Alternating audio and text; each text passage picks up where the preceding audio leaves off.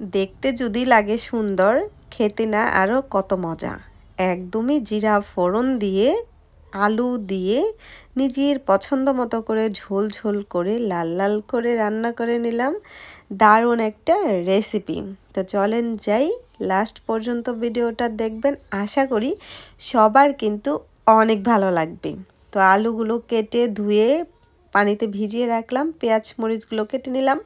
এই ফাঁকে দোকান থেকেই মাছগুলো কেটে নিয়ে এসেছি, ভাগা করে রেখে দিয়েছি, আর বাদ বাকিগুলো এখন রান্না করব।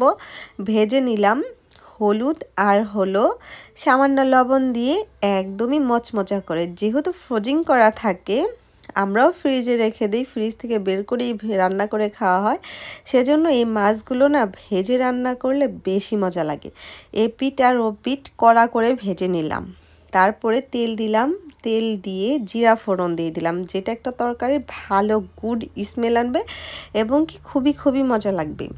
পেঁয়াজ কেটে দিলাম, মরিচ কেটে দিলাম যেগুলো কাটা ছিল, তারপরে আদা রসুন বাটা দিয়েছি, লবণ দিয়েছি, হলুদ ফাঁকি, জিরা ফাঁকি, সোয়াশ ফাঁকি, মরিচ ফাঁকি কষিয়ে নিয়ে যতগুলো আলু পিচ করে কেটে রেখে দিয়েছিলাম তা দিয়ে দিলাম।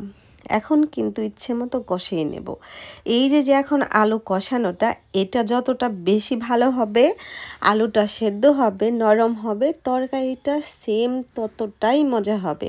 আর এখন যতটা বেশি কষানো হবে ততটাই মজা পাওয়া যাবে। তরকারি যত যেভাবেই রান্না করি না কেন, কষানো যত ভালো হয় ততই রান্না হবে, ততটাই মজা হবে। তো আমার আলুগুলো দেখতেই পেলেন সেদ্ধ হয়ে গিয়েছে। এখন কিন্তু পানি দিয়ে দেবো, যেহেতু আজকে ঝোল খাবো সেজন্য পানির পরিমাণটা অনেক বেশি দেব।